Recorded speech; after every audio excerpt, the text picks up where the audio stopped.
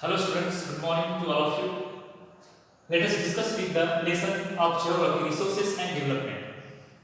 In this resources and development, we have already discussed the definition of resource, the importance of resources and what are the uses of resources in our daily life.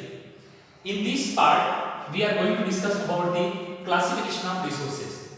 Before this, we again discuss one important part of this lesson is that interdependent relationship of human beings with the nature, technology and institutional setup. Because while developing the resources, interdependent relationship is very vital because human beings interact with the nature through the technology and set up institutions for the development of resources.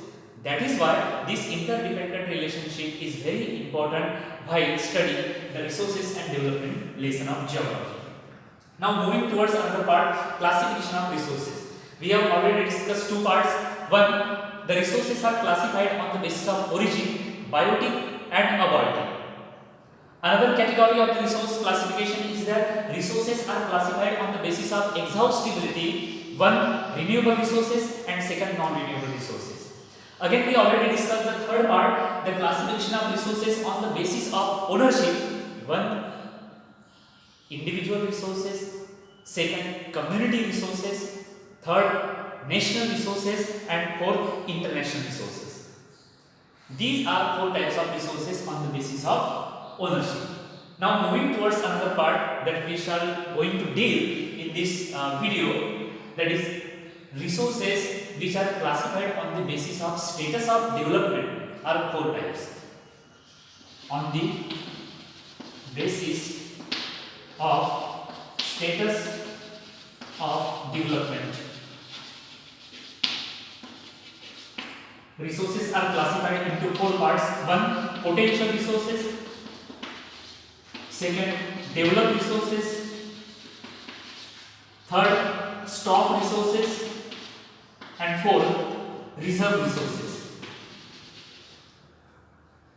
Let's discuss all these four resources in detail. One, potential resources. Potential resources means some resources have been found in one particular region but their use has not been started. I give an example. For example, coal or mica have been found in Madhya, but their use has not been started due to many reasons.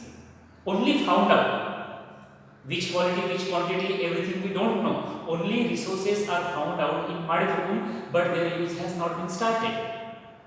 So these type of resources are known as potential resources. I hope you have understood well.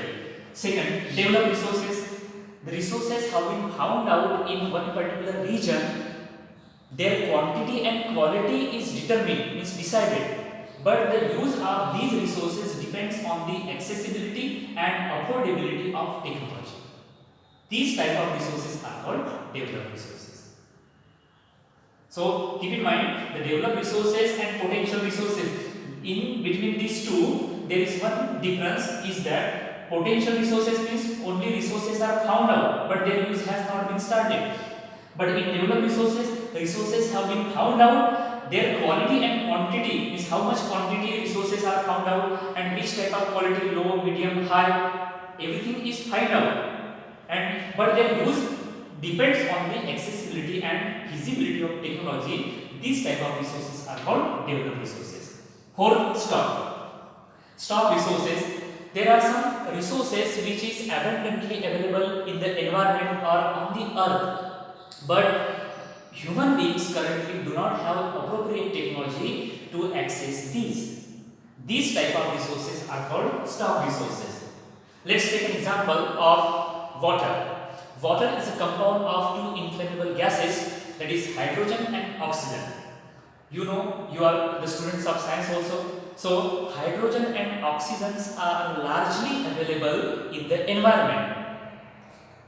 But human beings or scientists do not have technology how to make water from these two gases.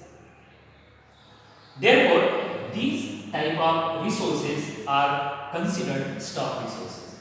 Remember students, scientists can make a few water or very little water in the laboratories for the purpose of experiment, but they cannot make water which is available in the well or lake or sea.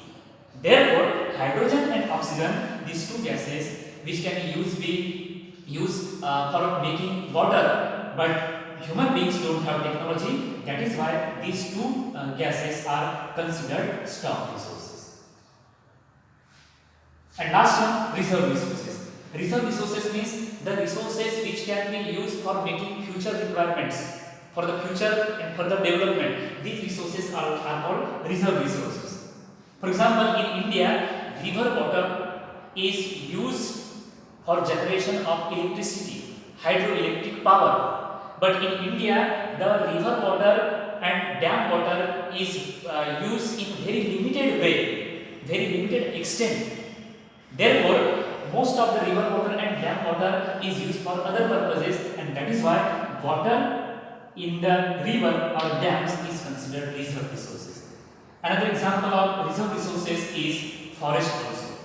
There are a lot of uses of forest and advantages to human beings, but in India we are also not able to fully utilization of the forest. Therefore, forest and river water or dam water is considered reserve resources. So these are four types of resources based on the status of development. Next, move to another.